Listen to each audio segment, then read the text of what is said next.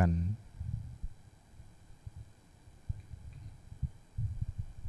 อัญชลีวันทาอภิวาทอัญชลีวันทาอภิวาทอัญชลีวันทาอภิวาท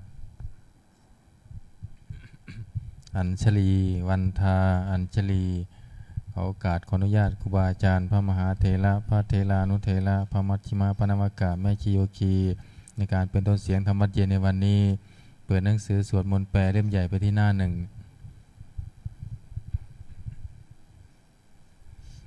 โยโสภควาอะระหังสัมมาสัมพุทโธพระผู้มีพระภาคเจ้านั้นพระองค์ใดเป็นพระอรหันต์ดับเพลิงกิเลสเพลิงทุกข์สิ้นเชิงตรัสรู้ชอบได้โดยพระองค์เองสวากขาโตเยนะภะคะวะตาธัมโมพระธรรมเป็นธรรมอันพระผู้มีพระภาคเจ้าพระองค์ใดตรัสไว้ดีแล้วสุปฏิปันโนยัสสะภะคะวะโตสาวกสังโฆพระสงฆ์สาวกของพระผู้มีพระภาคเจ้าพระองค์ใดปฏิบัติดีแล้วธัมมายังภคะวันตังสัทธัมมังสัสสังฆังอิเมหิสกาเลหิยะทาระหังอาโลปิเตหิอภิปูชยามะข้าพระเจ้าทั้งหลายขอบูชาอย่างยิ่งซึ่งพระผู้มีพระภาคเจ้าพระองค์นั้นพร้อมทั้งพระธรรมและพระสงฆ์ด้วยเครื่องสักการะทั้งหลายเหล่านี้อันยกขึ้นตามสมควรแล้วสาธุโนพันเตภควาสุจิราปรินิพุตโตปิข้าแต่พระองค์ผู้เจริญพระผู้มีพระภาคเจ้าแม้ปรินิพพานนานแล้วทรงสร้างคุณอันสำเร็จประโยชน์ไว้แก่ข้าพระเจ้าทั้งหลายปัจฉิมาชนะตานุกรรมปมานาสาทรงมีพระหฤทัยอนุเคราะห์แก่พวกข้าพระเจ้าอันเป็นชนรุ่นหลังอิเมสกาเลทุกขตาปันนาการภูเตปฏิคันหาตุขอพระผู้มีพระภาคเจ้าจงรับเครื่องสักการะอันเป็นบรรณาการของคนยากทั้งหลายเหล่านี้ธัมหากังทีคารตังหิตายะสุขายะเพื่อประโยชน์และความสุขแก่ข้าพระเจ้าทั้งหลายตลอดกาลและนานเทอญอรหังสัมมาสัมพุทโธภควาพระผู้มีพระภาคเจ้าเป็นพระอรหันต์ดับเพลิงกิเลสเพลิงทุกข์สิ้นเชิงตรัสรู้ชอบได้ด้วยพระองค์เองพุทธังภควันตังอภิวาเทมิข้าพระเจ้าอภิวาทพระผู้มีพระภาคเจ้าผู้รู้ผู้ตื่นผู้เบิกบานสวากขาโตภะคะวะตาธัมโม พระธรรมเป็นธรรมที่พระผู้มีพระภาคเจ้าตรัสไว้ดีแล้วธัมมังนามัสสามิข้าพระเจ้านมัสการพระธรรมสุปฏิปันโนภะคะวะโตสาวกสังโฆพระสงฆ์สาวกของพระผู้มีพระภาคเจ้าปฏิบัติดีแล้วสังฆังนามามิข้าพระเจ้านอบน้อมพระสงฆ์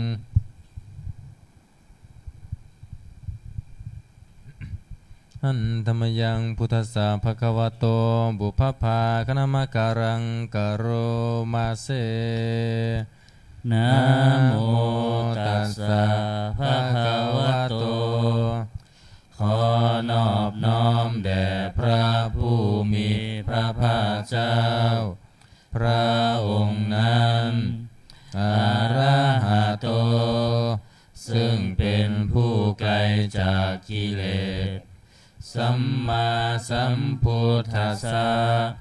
ตรัสรู้ชอบได้โดยพระองค์เองนะโมตัสสะภะคะวะโตขอนอบน้อมแด่พระผู้มีพระภาคเจ้าพระองค์นั้นอะระหะโตซึ่งเป็นผู้ไกลจากกิเลสสัมมาสัมพุทธัสสะ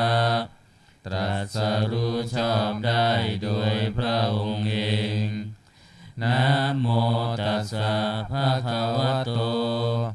ขอนอบน้อมแด่พระผู้มีพระภาคเจ้าพระองค์นั้นอะระหะโตซึ่งเป็นผู้ไกลจากกิเลสสัมมาสัมพุทธัสสะตรัสรู้ชอบได้โดยพระองค์เองเปิดหนังสือไปที่หน้า19ธรรมะเย็นหน้า19อันตมยังพุทธานุสตินายังกโรมาเสตังโคปานาภะคะวันตังเอวังกัลลยาโน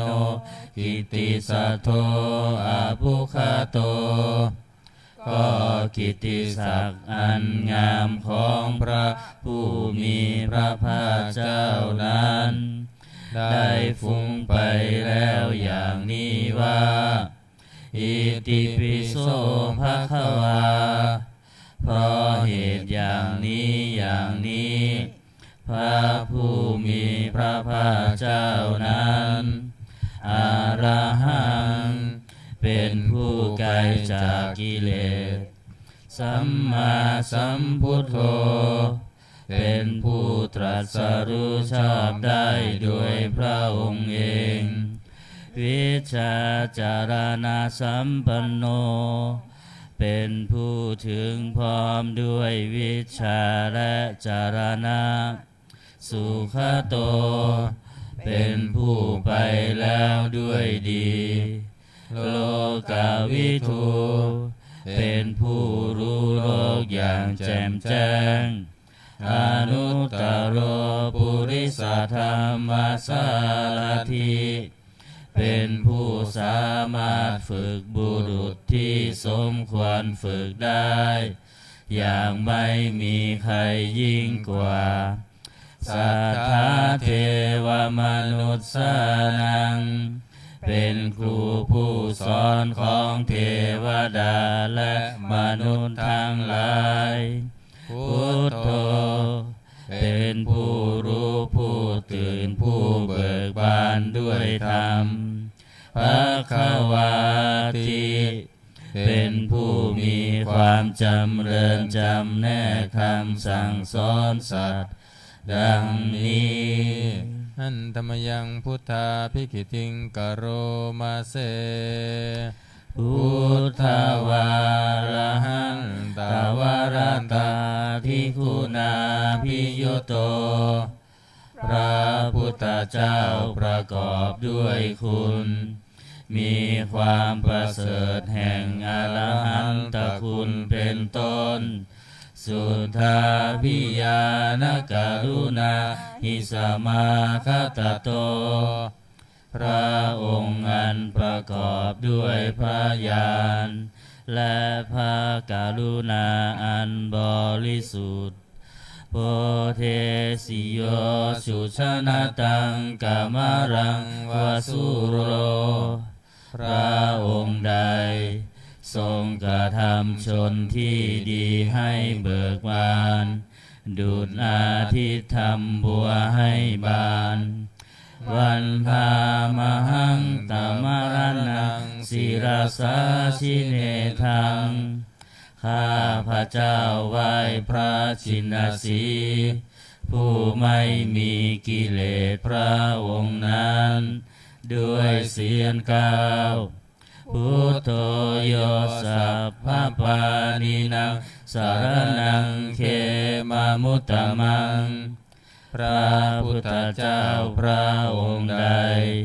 เป็นสารณะอันเกษมสูงสุดของสัตว์ทั้งหลายปัทมานุสติฐานังวันทามิตังสีเลนะหังข้าพระเจ้าไหว้พระพุทธเจ้าพระองค์นั้นอันเป็นที่ตั้งแห่งความระลึกองค์ที่หนึ่งด้วยเสียงกล่าว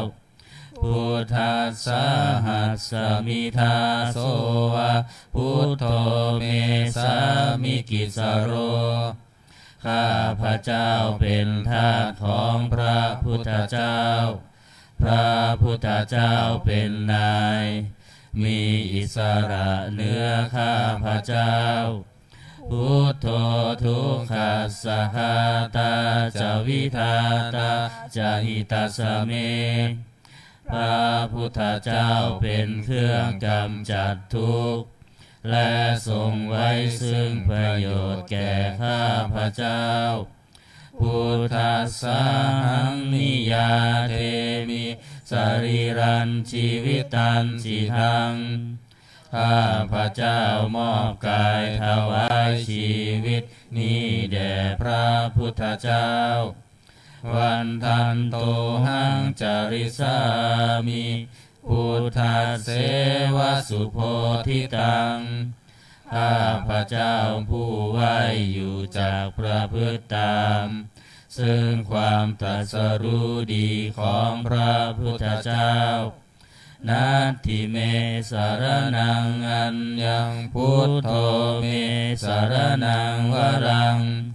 สารณะอื่นของข้าพระเจ้าไม่มีพระพุทธเจ้าเป็นสารณะอันประเสริฐของข้าพระเจ้าเอเตนะสัจวัชเชนะวัตตยังสัตถุสาสเนด้วยการกล่าวคำสัตย์นี้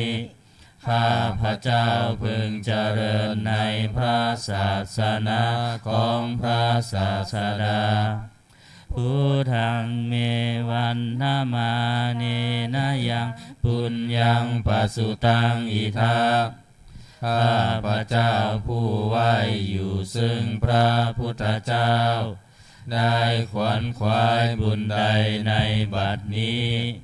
สัพเพปิอันตรายาเมมเหสุงตัสสะเตชะสาอันตรายทั้งปวงอย่าได้มีแก่ข้าพระเจ้าด้วยเดชแห่งบุญนั้นกายเยนะวาจายวเจตสาวาด้วยกายก็ดีด้วยวาจาก็ดีด้วยใจก็ดีพุทเทกุกัมมังปะกตังมายายังกรรมหน้าติเตียนอันใดที่ข้าพระเจ้ากระทำแล้วในพระพุทธเจ้าพุทโธปฏิคันหาตวชยันตัง ขอพระพุทธเจ้าจงงดซึ่งโทษล่วงเกินอันนั้นการันตะเรสังวริตุงวพุทเทเพื่อการสำรวมระวังในพระพุทธเจ้าในการต่อไป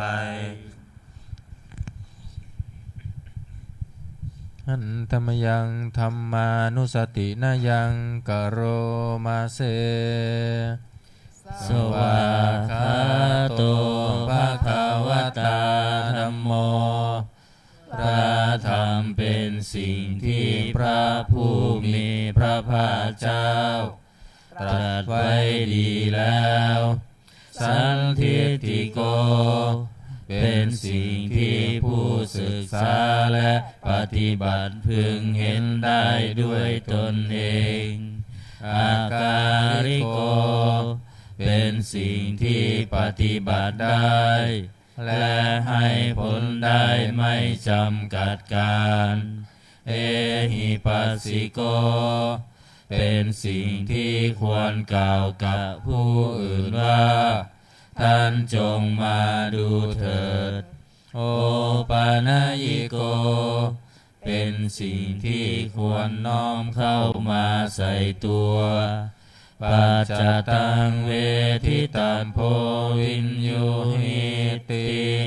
เป็นสิ่งที่ผู้รู้ก็รู้ได้เฉพาะตนดังนี้ท่านธรรมยังธรรมาภิกิติงกโรมาเสสวากขาตตาทิคุณายโยคาวาเสนาเสยโยพระธรรมเป็นสิ่งที่ประเสริฐเพราะประกอบด้วยคุณคือความที่พระผู้มีพระภาคเจ้าตรัสไว้ดีแล้วเป็นต้นโยมัคคปากับปริยัติวิโมกขเพโทเป็นธรรมมันจำแนกเป็นมรรคผลปริยัติและนิพพานธัมโมกุโลกปัตตนาตถาธาริธารี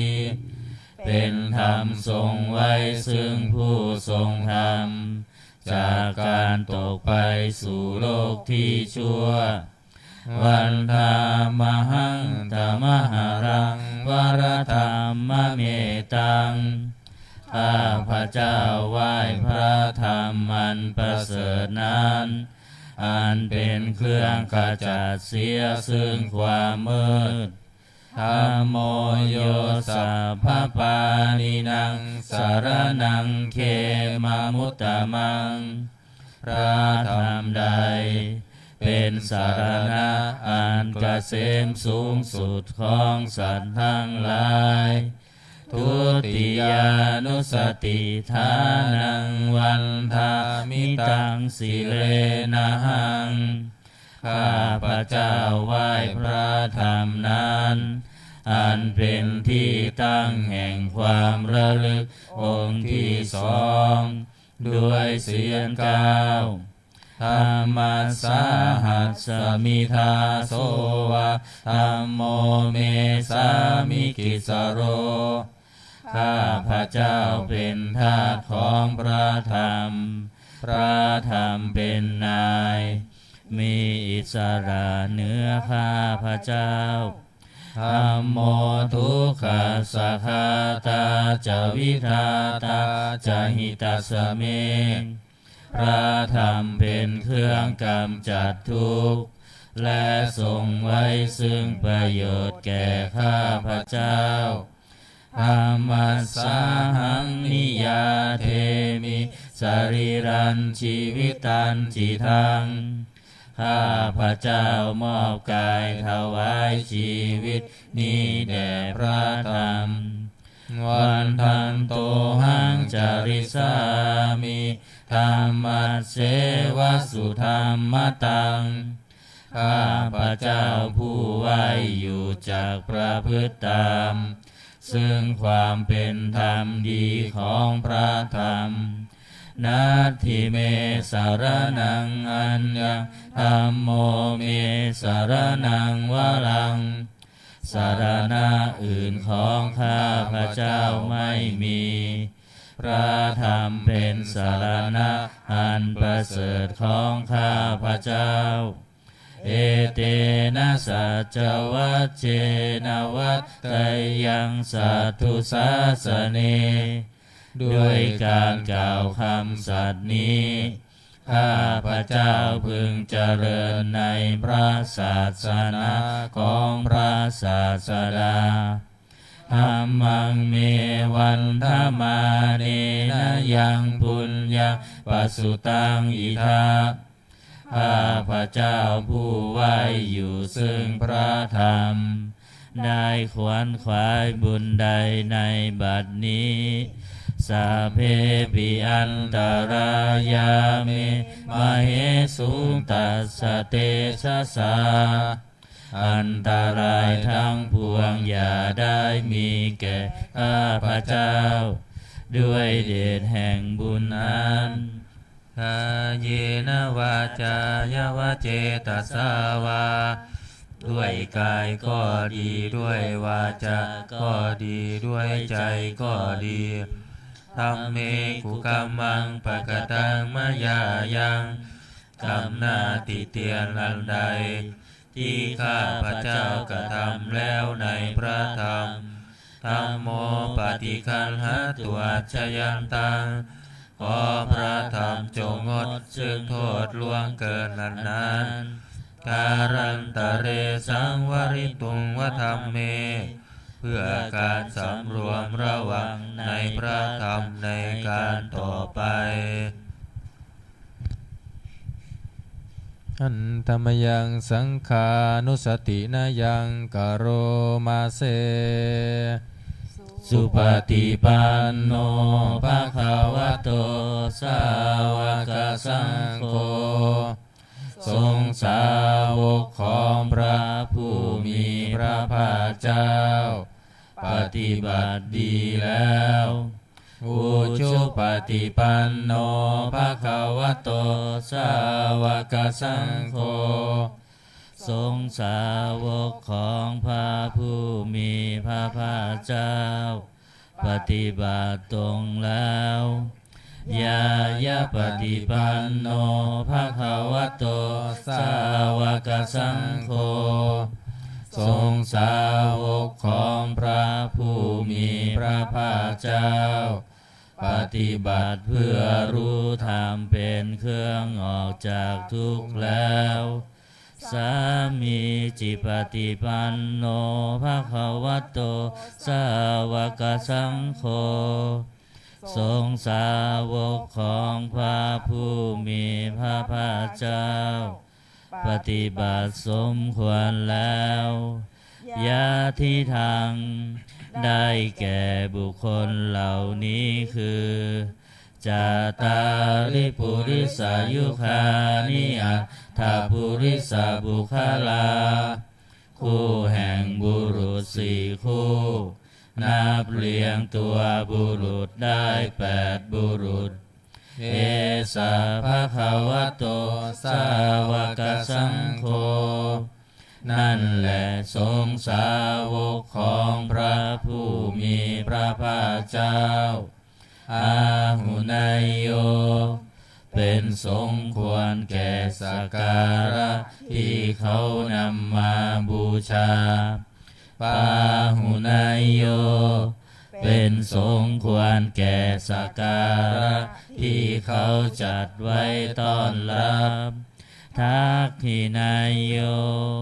เป็นผู้ควรรับทักษิณาทานอัญชาริกรณิโยเป็นผู้ที่บุคคลทั่วไปควรทำอัญชารีอนุตตรังปุญญเกตังโลกัสสติ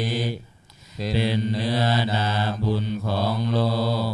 ไม่มีนาบุญอื่นยิ่งกว่าดังนี้อันธรรมยังสังฆาภิกิติงกโรมาเสสัทธัมมโชสุปฏิปฏิคุณาภิยุตโต พระสงฆ์ที่เกิดด้วยพระสัทธรรมประกอบด้วยคุณมีความปฏิบัติดีเป็นต้นโยธาภิโธอริยบุคลสังกเสโธเป็นหมู่แห่งพระอริยบุคคลนั้นประเสริฐแปดจำพวกศีลาทิธรรมปวาราสยกายจิตโตมีกายและจิตนันอาศัยธรรมมีศีลเป็นต้นอันบวรวันธามหังตมริยานาคานังสุสุทังข้าพระเจ้าไหว้หมู่แห่งพระอริยเจ้าเหล่านั้นอันบริสุทธิ์ด้วยดีสังโฆโยสัพพปานินังสารนังเขมมุตตมังพระสงฆ์หมู่ใดเป็นสารณะอันเกษมสูงสุดของสัตว์ทั้งหลายตติยานุสติฐานังวันทามิตังสิเลนะหังข้าพระเจ้าไหว้พระสงฆ์หมู่นั้นอันเป็นที่ตั้งแห่งความระลึกองค์ที่สามด้วยเสียงก้าวสังฆาสาหัสสมิทาโสสังโฆเมสามิกิสโรข้าพระเจ้าเป็นทาสของพระสงฆ์พระสงฆ์เป็นนายมีอิสระเหนือข้าพระเจ้าสังโฆทุกขัสสะคาตาจวิทาตาจหิตัสสเมพระสงฆ์เป็นเครื่องกำจัดทุกข์และทรงไว้ซึ่งประโยชน์แก่ข้าพระเจ้าสังขารสาหังนิยาเทมิสรีรันชีวิตันจิทังข้าพระเจ้ามอบกายถวายชีวิตนี้แด่พระสงฆ์วันทันโตหังจาริสามิสังฆาโสปฏิปันนตังข้าพระเจ้าผู้ไหวอยู่จากประพฤติตามซึ่งความปฏิบัติดีของพระสงฆ์นัตถิเมสารนังอัญญังสังโฆเมสารนังวรังสารณะอื่นของข้าพระเจ้าไม่มีพระสงฆ์เป็นสารณะอันประเสริฐของข้าพระเจ้าเอเตนะสัจวัชเชนะวัตตยังสัตถุสาสเนด้วยการกล่าวคำสัตย์นี้ข้าพระเจ้าพึงเจริญในพระศาสนาของพระศาสดาสังฆังเมวันธมาเนนะยังปุญญังปัสสุตังอิทาข้าพระเจ้าผู้ไหวอยู่ซึ่งพระสงฆ์ได้ขวนขวายบุญใดในบัดนี้สาเพปิอันตรายามิมาเหสุตัสสะเตชะสาอันตรายทั้งปวงอย่าได้มีแก่ข้าพระเจ้าด้วยเดชแห่งบุญนั้นกายเยนะวาจายวเจตัสสาวาด้วยกายก็ดีด้วยวาจาก็ดีด้วยใจก็ดีสังเคกุกัมมังปะกตังมายายังกรรมหน้าติเตียนอันใดที่ข้าพระเจ้ากระทำแล้วในพระสงฆ์สังโฆปฏิคันหาตัวชยันตังขอพระสงฆ์จงงดซึ่งโทษล่วงเกินอันนั้น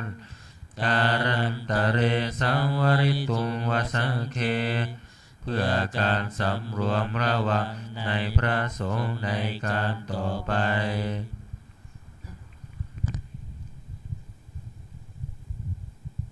เปิดหนังสือไปที่หน้า38โอวาทปาติโมกข์หน้า38 หันตมยังโอวาทปาติโมกขคาทายโยภานามาเสสัพพะปาปัสสะอาการนังการไม่ทำบาปทั้งปวงกุศลสุปสัมปทาการทำกุศลให้ถึงพร้อมสัจจิตาปริโยทัปปนังการชำระจิตของตนให้ขาวรอบเอตังพุทธานาสาสนังทำ3อย่างนี้เป็นคำสั่งสอนของพระพุทธเจ้าทั้งหลายขันติปรมังตโปติติฆาขันติคือความอดกลั้นเป็นธรรมเครื่องเผากิเลสอย่างยิ่งนิพพานังปรมังวทันติพุทธาผู้รู้ทั้งหลายกล่าวพระนิพพานว่าเป็นธรรมอันยิ่งนาหิปัปภาชิโตปรูปคาติผู้กำจัดสัตว์อื่นอยู่ไม่ชื่อว่าเป็นบรรพชิตเลยสามโนโหติปารังวิเหทยันโตผู้ทำสัตว์อื่นให้ลำบากอยู่ไม่ชื่อว่าเป็นสมณะเลยอนุปวาโทอนุปคาโตการไม่พูดร้ายการไม่ทำร้ายปาติโมกเขจะสังวโรการสำรวมในปาติโมกข์มาตัญญุตาจะพัตตัสสมิงความเป็นผู้รู้ประมาณในการบริโภคปันตัญจะสยนาสนังการนอนการนั่งในที่อันสงัดอาทิจิตเตจะโยโคความมันประกอบในการทำจิตให้ยิ่งเอตังพุทธานาสาสนังทำ6อย่างนี้เป็นคำสั่งสอนของพระพุทธเจ้าทั้งหลายเปิดมาหน้า27หันตมยังอติตาปัจจเวคณาปาทังพนามาเสอัจฉมยาปัจจเวคิตวายังจีวรังปริพุตังจีวรใดอันเรานุ่งห่มแล้วไม่ทันพิจารณาในวันนี้ตังยาวะเทวาสิตัสสะปฏิฆาตายะจีวรนั้นเรานุ่งห่มแล้วเพียงเพื่อบำบัดความหนาวอุณหัสสะปฏิฆาตายะเพื่อบำบัดความร้อนดังสมกาสวาตาตบะสิริงสัพพสัมผัสสานังปฏิฆาตายะเพื่อบำบัดสัมผัสนั้นเกิดจากเหลือบยุงลมแดดและสัตว์เลื้อยคลานทั้งหลาย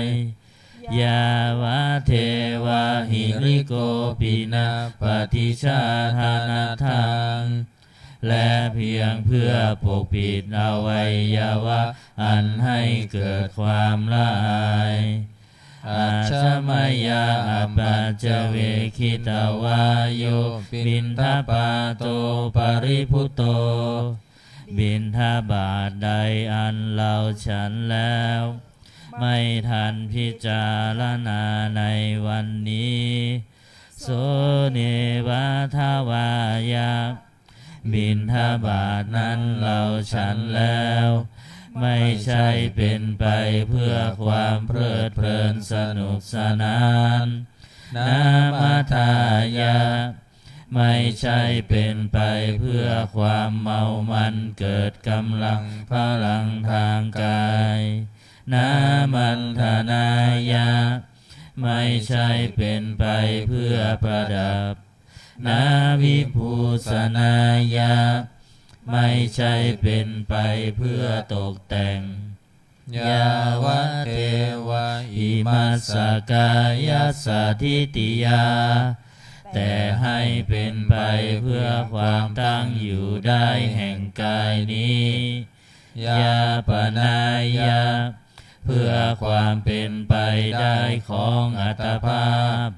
วิหิสุปรติยาเพื่อความสิ้นไปแห่งความลำบากทางกายพระมัจจริยานุคายะ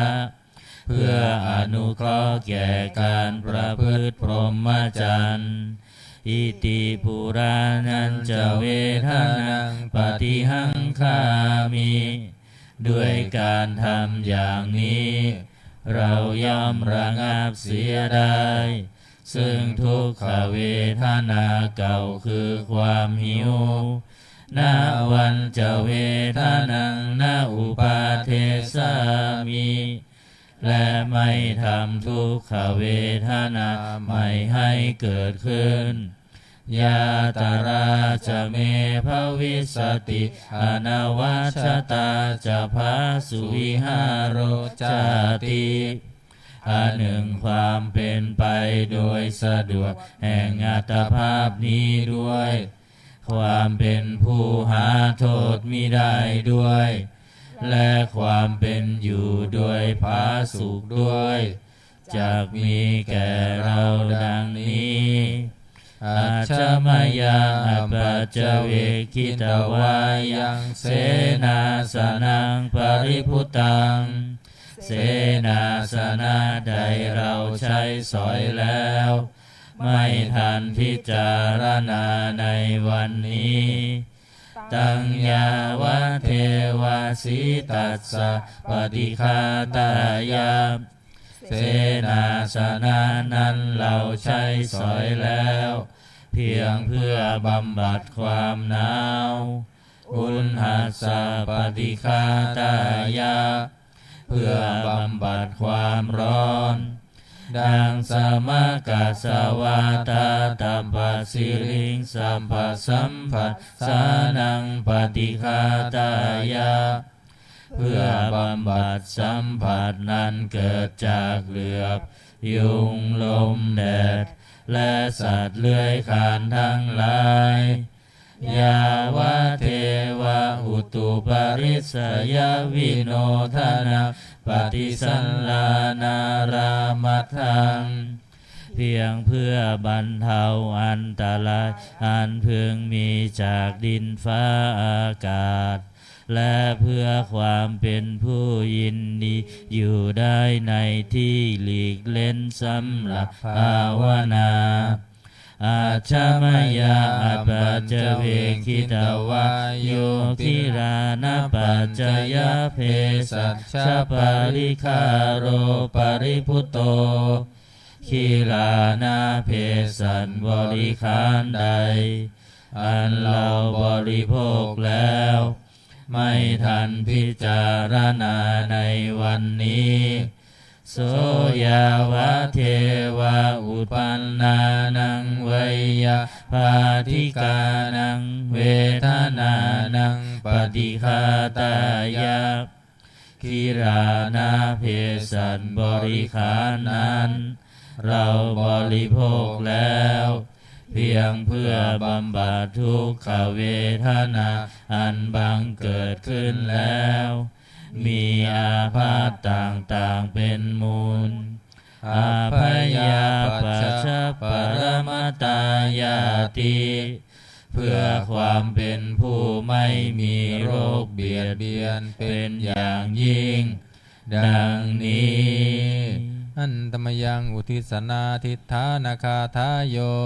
พนามาเสอิมินาปุญญากาเมนะด้วยบุญนี้อุทิศให้อุปัชฌายาคุณุตตราอุปัชฌาย์ผู้เลิศคุณอาจาริยุปการาจา และอาจารย์ผู้เกื้อหนุนมาตาปิตาจายาตกาทั้งพ่อแม่และปวงญาติสุริโยจันทิมาราชาสุนจันและราชาคุณาวันตานาราพิจาผู้ทรงคุณหรือผู้สูงชาติพระมาลาจาอินทาจาพรหมาและอินทราชโลกปาลาจเทวตาทั้งถวยเทพและโลกบาลยะโมมิตามนุสสาจายมมาราชมนุษย์มิตรมัชฌตาเวริกาปิจาผู้เป็นกลางผู้จ้องพรานสาเพสัตตาสุขีโหนตุขอให้เป็นสุขสันต์ทุกทั่วหน้าอย่าทุกข์ทนปุญญานิปกตานิเมบุญพองที่ข้าทำจงช่วยอำนวยสุภพลสุขังจติวิคังเทนตุให้สุขสามอย่างล้นทีปังปาเพทาโวมะตังให้รู้ถึงนิพพานพลันอิมินาปุญญากาเมนะด้วยบุญนี้ที่เราทำอิมินาอุทิเสนาจาและอุทิศให้พวงสัตว์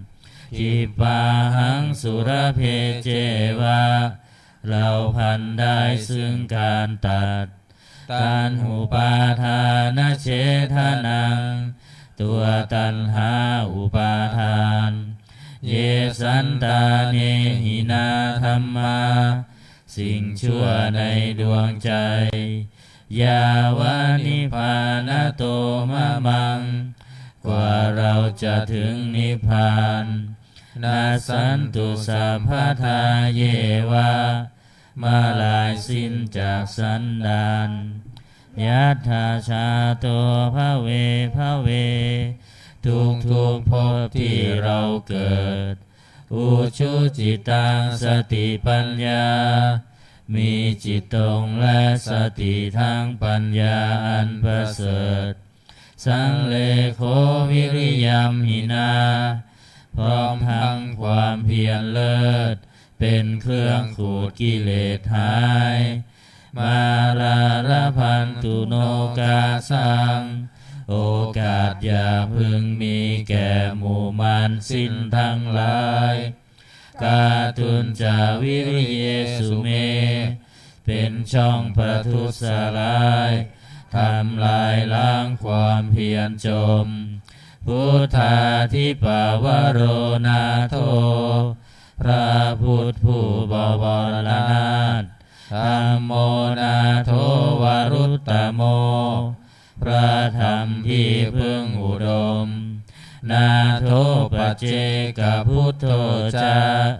พระปัจเจกพุทธสมสังโฆนาโทตโรมะมัง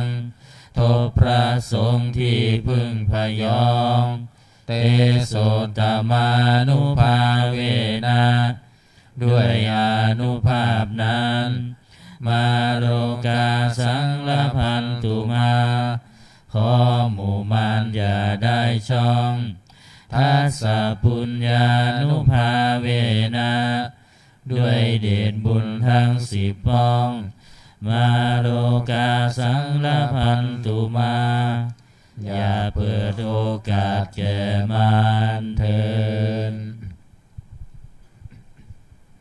เปิดมาหน้า35นะบารมี30ทัศหน้า35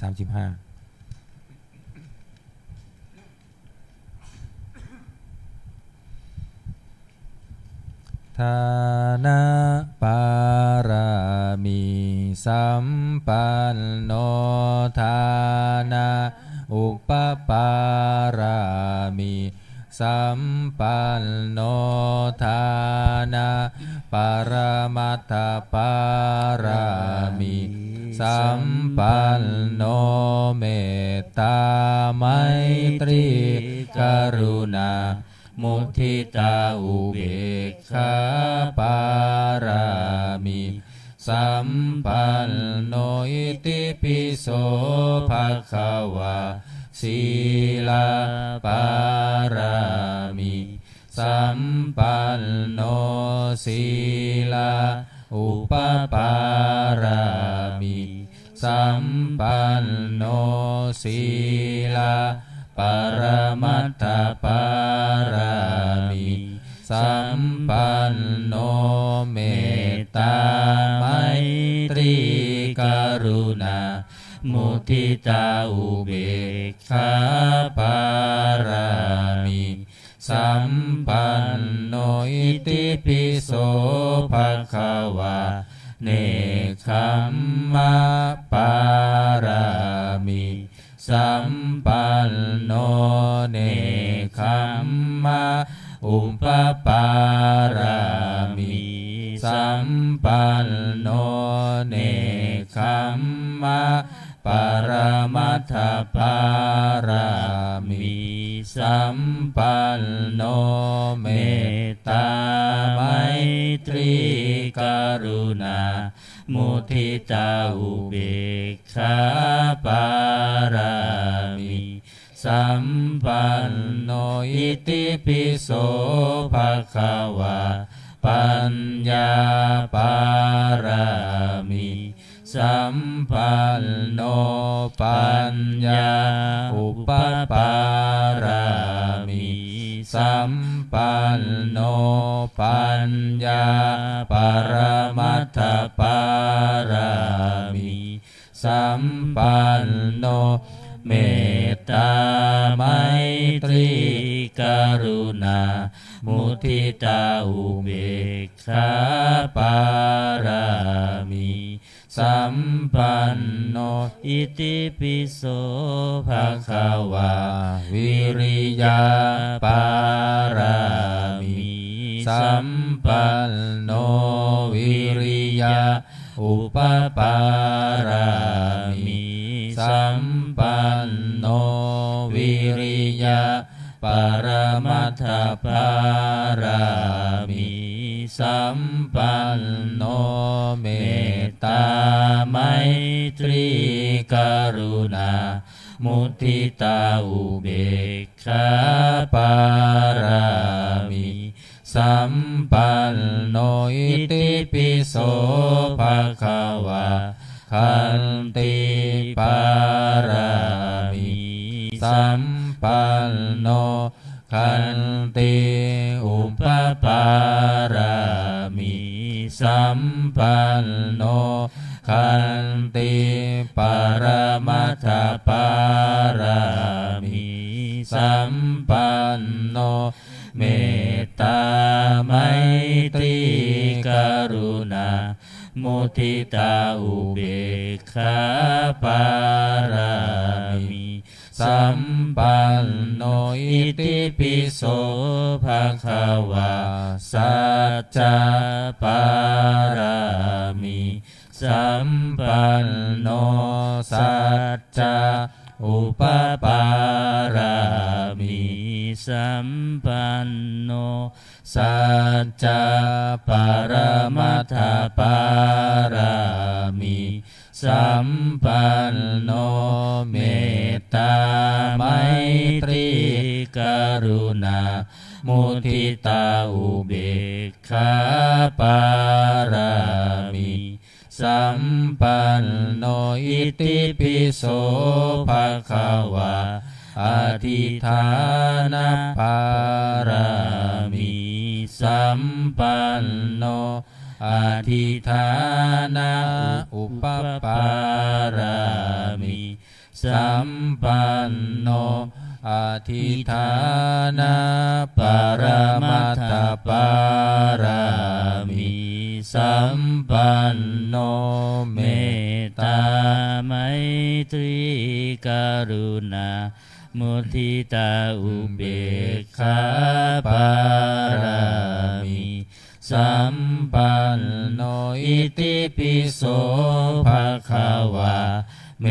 ตตาปารามิสัมปันโน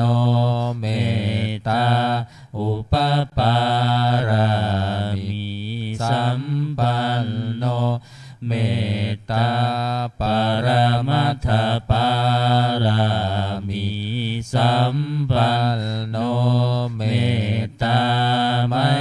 ตรีกรุณามุทิตาอุเบกขาปารามิสัมปันโนอิติปิโสภะคะวะอุเบกขาปารามิสัมปันโนอุเบกขาอุปปารามิสัมปันโนอุเบกขาปรมัตถปารามิสัมปันโนเมตตาไมตรีกรุณามุทิตาอุเบกขา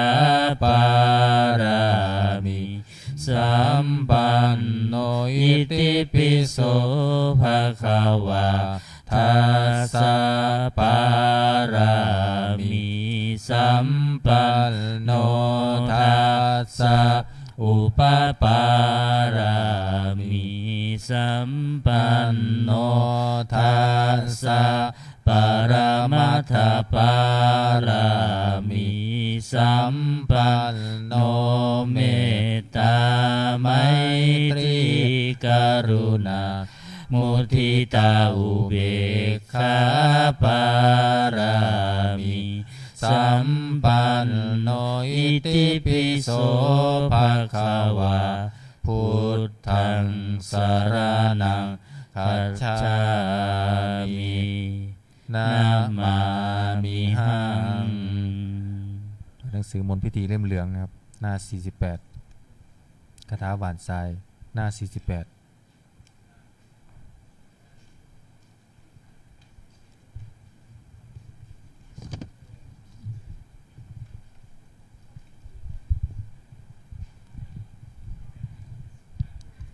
หน้า48นะครับคาถาหวานทราย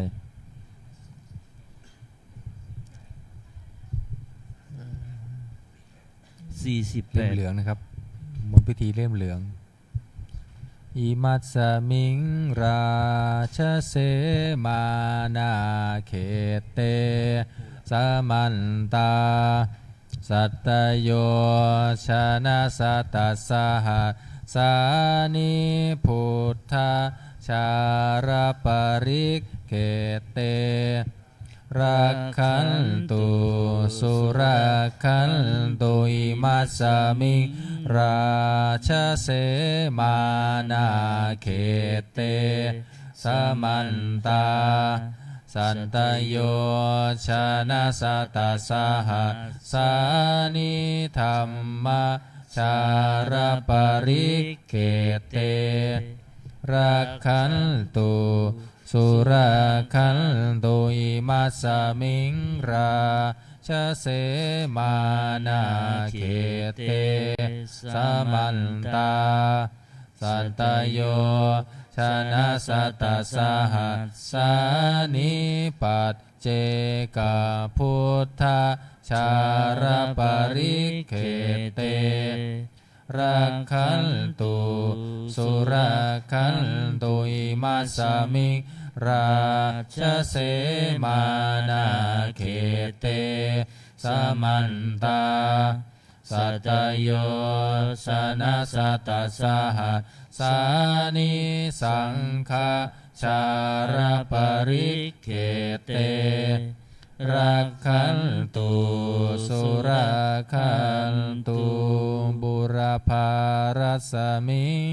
พระพุทธคุณังบุรพารัสมิงพระธรรมเมตังบุรพารัสมิงพระสังฆานังทุกขโรภคยัง วิวันชัยเยสัพพทุกข์สัพพโศกสัพพโรคสัพพภัยสัพพเคราะห์เสนียดจันไรวิวันชัยเยสัมภาทานังสัมภาลาพังภาวันตุเมรักขันตุสุราคันตุอาคาเนรัสมิงพระพุทธคุณาอาคาเนรัสมิงพระธรรมเมตังอาคาเนรัสมิงพระสังฆานังทุกขโรคัคขยังวิวันชัยเยสัพพทุกข์สัพพโศกสัพพโรคสัพพภัยสัพพเคราะห์เสนียดจันไรวิวันชัยเยสัพพทานังสัพพลาพังภาวันตุเมรักขันตุสุราคันตุทักษิณรัสมิงพระพุทธคุณังทักษิณรัสมิงพระธรรมเมตังทักษิณรัสมิงพระสังฆานังทุกขโรภัคขยังวิวันชัยเยสัพพทุกข์สัพพโศกสัพพโรคสัพพภัยสัพพเคราะห์เสนียดจันไรวิวันชัยเยสัพพทานังสัพพราพังภาวันตุเมรักขันตุ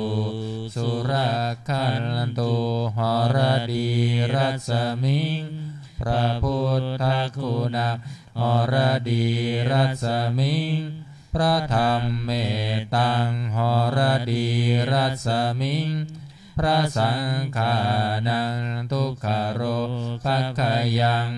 วิวันชัยเยสัพพทุกข์สัพพโศกสัพพโรคสัพพภัยสัพพเคราะห์เสนียดจันไรวิวันชัยเยสัพพทานังสัพพลาพังภาวันตุเมรักขันตุสุราคันตุปัจฉิมรัสมิงพระพุทธคุณังปัจฉิมรัสมิงพระธรรมเมตังปัจฉิมรัสมิงพระสังฆานังทุกขโรภัคขยังวิวันชัยเยสัพพทุกข์สัพพโศกสัพพโรคสัพพภัยสัพพเคราะห์เสนียดจันไรวิวันชัยเยสัพพทานังสัพพลาพังภาวันตุเมรักขันตุสุราคันตุพายัพรัสมิงพระพุทธคุณังพายัพรัสมิงพระธรรมเมตังพายัพรัสมิงพระสังฆานังทุกขโรภัคขยังวิวันชัยเยสัพพทุกข์สัพพโศกสัพพโรคสัพพภัยสัพพเคราะห์เสนียดจันไรวิวันชัยเยสัพพทานังสัพพราพังภาวันตุเมรักขันตุสุราคันตุอุดรรัสมิงพระพุทธคุณังอุดรรัสมิงพระธรรมเมตังอุดรรัสมิงพระสังฆานังทุกขโรภัคขยังวิวันชัยเยสัพพทุกข์สัพพโศกสัพพโรคสัพพภัยสัพพเคราะห์เสนียดจันไรวิวันชัยเยสัพพทานังสัพพลาพังภาวันตุเม รักขันตุสุรักขันตุอีสานรัศมิงพระพุทธคุณังอีสานรัศมิงพระธรรมเมตังอีสานรัศมิงพระสังฆานังทุกขโรภัคยังวิวันชัยเยสัพพทุกข์สัพพโศกสัพพโรคสัพพภัยสัพพเคราะห์เสนียดจันไรวิวันชัยเยสัพพทานังสัพพลาภังภาวันตุเมรักขันตุสุรักขันตุอากาศรัศมิงพระพุทธคุณังอากาศรัศมิงพระธรรมเมตังอากาศรัศมิงพระสังฆานังทุกขโรภัคยังวิวันชัยเยสัพพทุกข์สัพพโศกสัพพโรคสัพพภัยสัพพเคราะห์เสนียดจันไรวิวันชัยเยสัพพทานังสัพพราภังภาวันตุเมรักขันตุสุรักขันตุปัทวีรัสมิงพระพุทธคุณังปัทวีรัสมิงพระธรรมเมตังปัทวีรัสมิงพระสังฆานังทุกขโรภัคยังวิวันชัยเยสัพพทุกข์สัพพโศกสัพพโรคสัพพภัยสัพพเคราะห์เสนียดจันไรวิวันชัยเยสัพพทานังสัพพราภังภาวันตุเมรักขันตุสุรักขันตุอิมัสสมิงมงคลจักรวาลทั้ง8ทิศประสิทธิจงมาเป็นกำแพงแก้วทั้ง7ชั้นมาป้องกันห้อมล้อมรอบขอบทั่วอนัตตาราชเสมานาเขเตสมันตาสัตโยชนะสัตสหัสสานิพุทธชารปริเขเตรักขันตุสุรักขันตุอิมัสสมิงมงคลจักรวาลทั้ง8ทิศประสิทธิจงมาเป็นกำแพงแก้วทั้ง7ชั้นมาป้องกันห้อมล้อมรอบขอบทั่วอนัตตาราชเสมานาเขเตสมันตาสัตโยชนะสัตสหัสสานิธรรมชารปริเขเตรักขันตุสุรักขันตุอิมัสสมิงมงคลจักรวาลทั้ง8ทิศประสิทธิจงมาเป็นกำแพงแก้วทั้ง7ชั้นมาป้องกันห้อมล้อมรอบขอบทั่วอนัตตาราชเสมานาเขเตสมันตาสัตโยชนะสัตสหัสสานิปัจเจกพุทธชารปริเขเตรักขันตุสุรักขันตุอิมัสสมิงมงคลจักรวาลทั้ง8ทิศประสิทธิจงมาเป็นกำแพงแก้วทั้ง7ชั้นมาป้องกันห้อมล้อมรอบขอบทั่วอนัตตาราชเสมานาเขเตสมันตาสัตโยชนะสัตสหัสสานิสังฆชารปริเขเต รักขันตุสุราคันตุ128ถวายพรพระ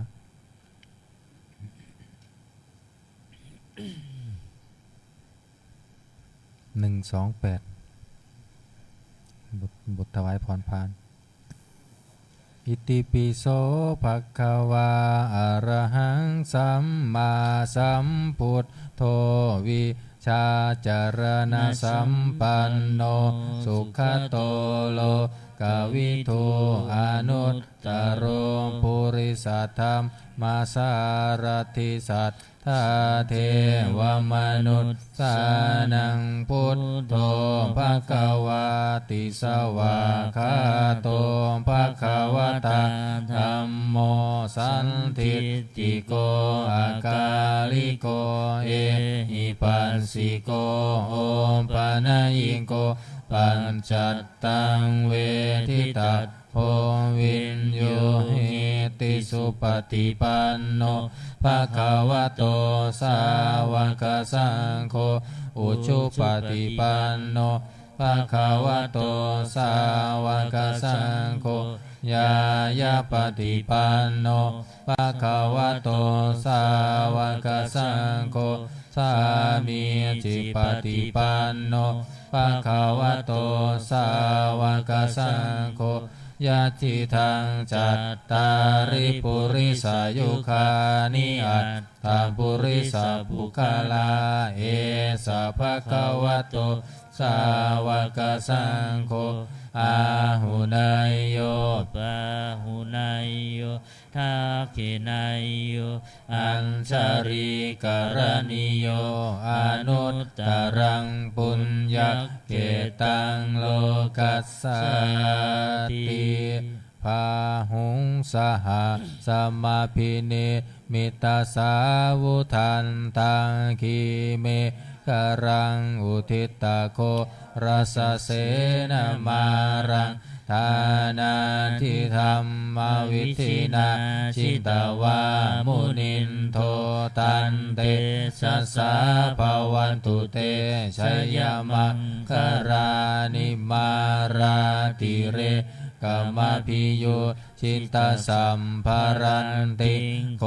ลัมปนาลาวกามะขมาทัตทายาขังขันติสุทันตวิธินาชินตวามุนินโท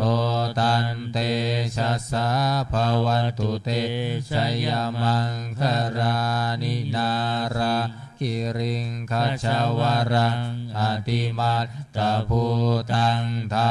วันกิจังกัมมัสสนิวาสุทารุนันตังเมตังภูเส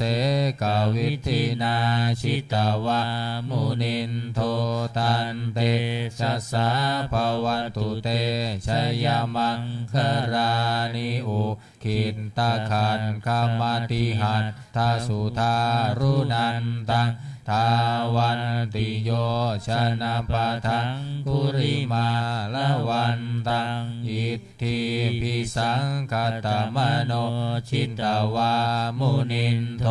ตันเตสัสสะภวันตุเต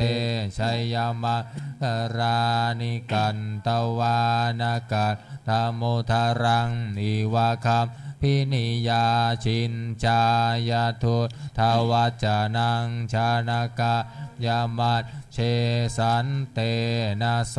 มาวิตินาชินตวามุนินโทตันเต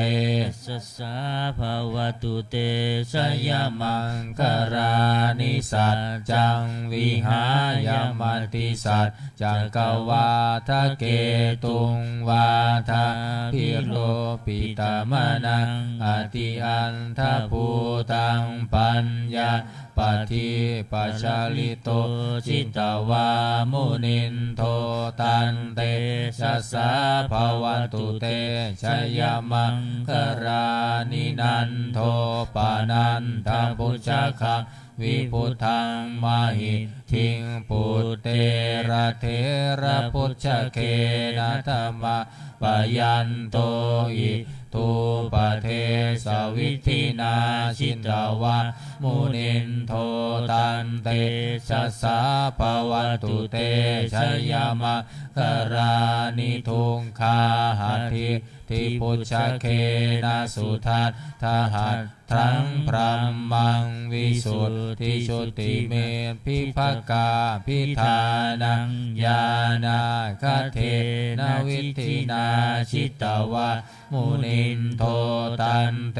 ชัสสะภวันตุเตชยมังครานิเอตาปิพุทธชยมังคลาอัตถคาทายโยวาจโนทินาทิเนสรเตมตันทิหิตวานะเนกวิวิธานิจุมปัตถวานิโมขังสุขังอธิขเมยยนะโรสปัญโยมหาการุณิโกนาโถหิตา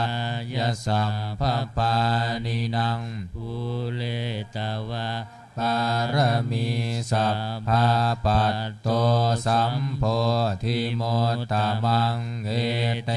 นะสัจจวัตเชนะโหตุเตชยมะกรังชยันโตโพธิยามูเลสังกายานะนันทิวันตโนเอวังตวังวิชัยโยโหหิชัยสุชัยมังคเรอัมปราชิตบัลลังเกสีเสปัทวิโปคเรอภิเสเกสัพพพุทธานังอัปคัมปัตโตปะโมทัตติสุนังกัตตังสุมังครังสุปภาตังสุโหทิตังสุขโนสุโมโหตโตจะสุยิทรังพรหมจาริสุปทาขีนังกายกรรมังวาจากรรมังปะทาขีนังปะทาขีนามโนกรรมังปานิทิเตปะทาขีนาปะทาขีนานิกันตวานารพันตัตเถปะทาขีเน133มงคลจักรวาลน้อยสัพพพุทธานุภาเวนะสัมภธรรมานุภาเวนะสัมภสังฆานุภาเวนะพุทธรัตนังธัมมรัตนังสังฆรัตนังทินนังรัตนานังอนุภาเวนะจตุราสีติสหัสสัทธัมมังคันธานุภาเวนะปิตกันตยานุภาเวนะชินนาสาวกานุภาเวนะสัพเพเตโรคาสัพเพเตพยาสัพเพเตอันตรายาสัพเพเตอุปัฏฐวาสัพเพเตทุนนิมิตตาสัพเพเตอวมังคราวินัสสันตุอายุวัตโกธนวัตโกสิริวัตโกยัสสวัตโกภลวัตโกวันนาวัตโกสุขวัตโกโหนตุสัพพทาทุงคโรปังคยาเวลาโสกาสัตตุจุปัฏฐวาอเนกาอันตรายาปิวินัสสันตุจเตชะสาชยสิทธิธานังลาภังสุทิภคยังสุขังพลังสิริอายุจวันโนจะโพคังวุฒิจยัสสวะ สัตวัสสะจะอายุจะชีวสิทธิภาวันตุเตภาวันตุสัพพมังคารังลักขันตุสัพพะเทวตาสัพพะพุทธานุภาเวนัสสัทธาโสทิภาวันตุเตภาวันตุสัพพะมังคารังลักขันตุสัพพะเทวตาสัพพะธรรมานุภาเวนัสสัทธาโสทิภาวันตุเตภาวันตุสัพพะมังคารังลักขันตุสัพพะเทวตาสัพพะสังฆานุภาเวนัสสัทธาโสทิภาวันตุเตการทำวัดเย็นก็จบเป็นเรื่องนี้นะครับเราต่อไปจะได้เจริญจิตภาวนาทำสมาธิสักครู่แล้วก็แผ่เมตตาพร้อมกัน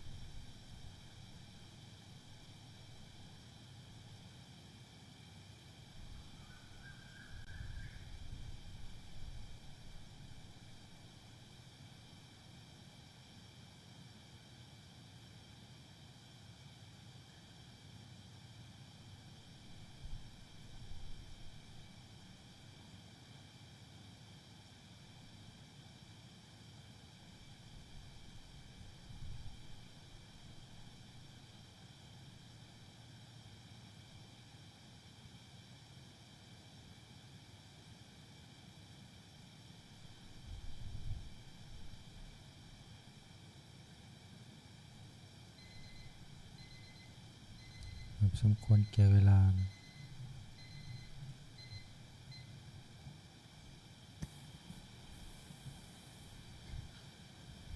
นิมนต์พระสงฆ์เจริญพรโยคีเตรียมตัวกรวดน้ำแผ่เมตตาพร้อมกันอิทังทานากัมมังนิพพานังปัญจโยโหนตุโนนิจจังอิทังศีลากัมมังนิพพานังปัญจโยโหนตุโนนิจจังอิทังภาวนากัมมังนิพพานังปัญจโยโหนตุโนนิจจังยังกินจิกุสาลังกันตัมพังกัมมังสะเฮหิอัมเหหิกาตังปุญญังโนอนุโมทันตุสุนันตุโอนโตเยเทวาอัสสามิงทาเนอาทิกาตาทิกายุกะสัทธาหนตุสัมเปสันตาสุขีอัตตานังปาริหารันตุมาตาปิตาสุขีตาหนตุทุกขาปามุนจันตุสัมเปยาดากาสุขีตาหนตุทุกขาปามุนจันตุสัมเปอายาดากาสุขีตาหนตุทุกขาปามุนจันตุสัมเพปิสาสัพเพ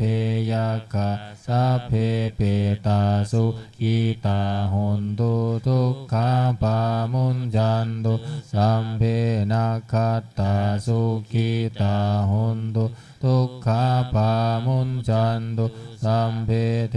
วาสุขีตาหนตุทุกขาปามุนจันตุสัมเพอาจาริโยปัจจายาสุขีตาหนตุทุกขาปามุนจันตุสัมปะสันตติโยสา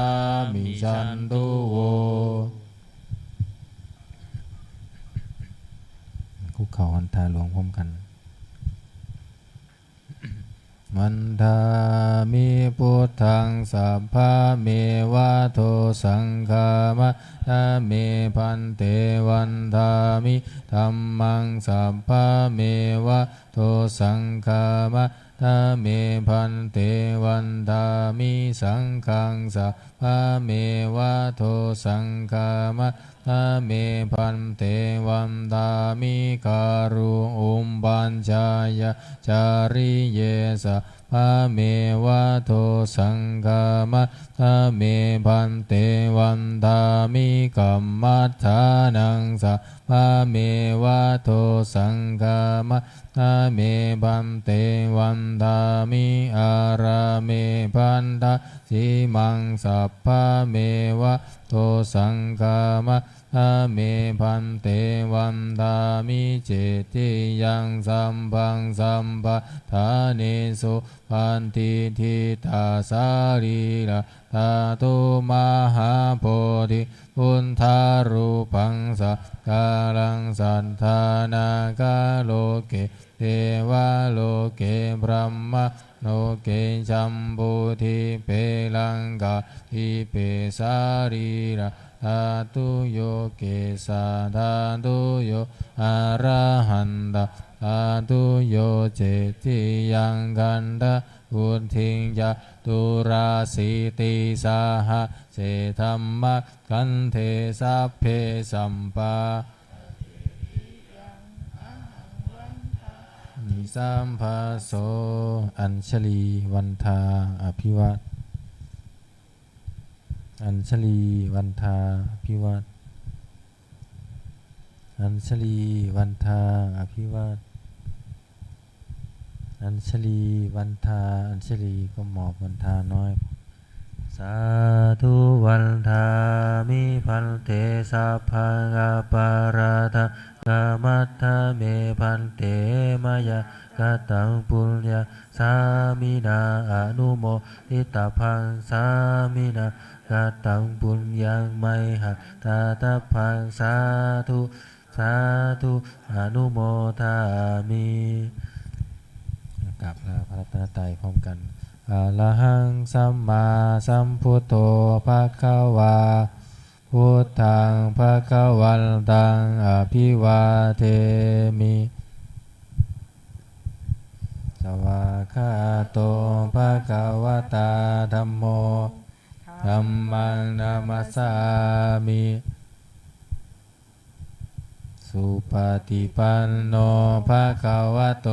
สาวกสังโฆสังฆังนามามิ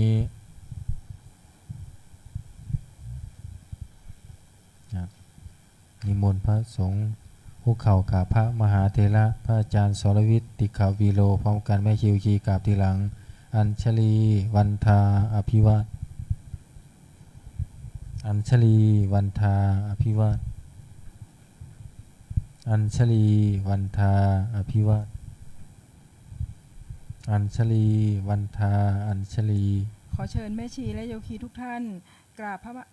มหาเถระพระอาจารย์สรวิทย์ติขาวิโรพร้อมกันค่ะอัญชลีวันทาอภิวาทอัญชลีวันทาอภิวาทอัญชลีวันทาอภิวาทอัญชลีวันทาอัญชลี